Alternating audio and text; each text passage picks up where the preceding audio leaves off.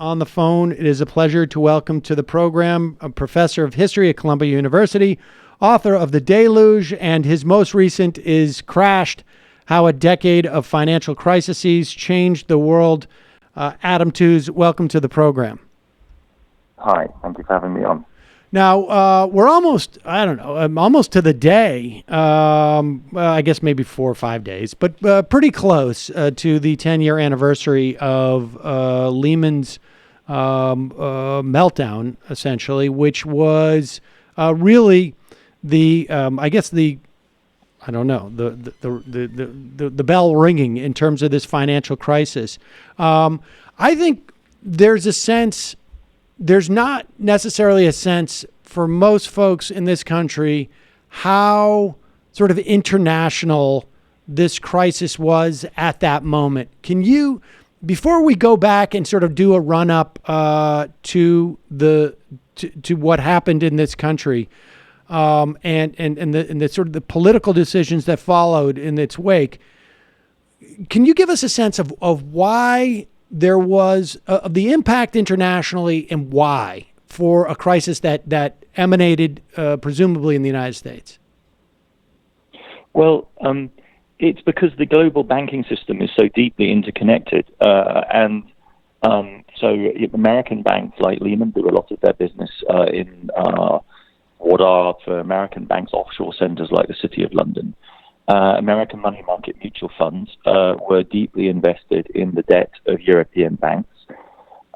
European banks had then flushed the Eurozone, notably Ireland and Spain, with credit to create housing bubbles that were much, much larger in proportional terms than the US housing bubble. And Ireland is small, but Spain isn't. Spain is a Texas-sized chunk of the global economy. And then European banks had returned quite a lot of that money to the United States and invested very heavily in securitized subprime. And all of the banks in the world, whether or not they're actually invested in subprime, all take money from, an increasingly large amounts of money since the 1990s, from what's called the wholesale money market, so the interbank market, and borrow directly from funds of various types. And as the panic spreads, already weeks before Lehman, but Lehman really brought it to a head. No bank anywhere in the world can get funding anymore in those interbank markets, in those money markets, and that produces a global heart attack. So it goes all the way from South Korea and Russia to, of course, the United States, but by way of most of the major banking centers of Europe, Frankfurt, Paris, London, the Benelux, so Belgium and Netherlands, and Switzerland, of course, are all massively affected. And then that begins to spill outwards towards Eastern Europe and Northern Europe by way of the Baltic states, Denmark and Sweden.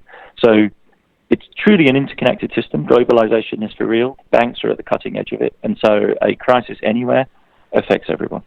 And is it the same as it travels through the sort of that blood stream? In other words, the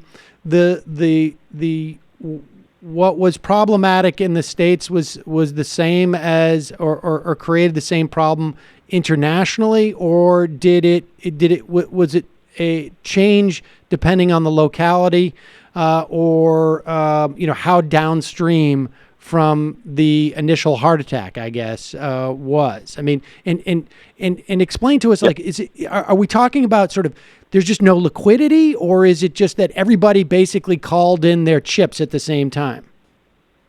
Well, that's what everyone calling in their chips at the same time causes the liquidity problem. No bank is safe if that happens. All of the banks were fishing from the same pool of liquidity. So really, in the first instance, what's happening in September 2008 is pretty much the same crisis all across the world. I mean, when we say there's no liquidity, what we mean is just it's very, very expensive.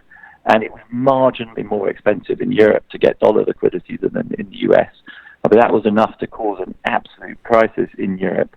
The European banks are larger in their balance sheets, not just in relative, but in the absolute terms than their American counterparts. Lehman is a relatively modest-sized bank, but there are several banks in Europe which can go toe-to-toe with the very biggest, Bank of America and Citigroup in the US. And they're all simultaneously suffering this massive loss of liquidity, conditioned by uncertain losses on their portfolios of real investments, which will or will not be realized sometime down the line, but no one wants to hang around to find out. So everyone is pulling their funding simultaneously. And that then begins to feed out very rapidly from the financial sector to the real economy. So within weeks, Chinese factories are shutting down, German factories are shutting down, Mexican factories are shutting down.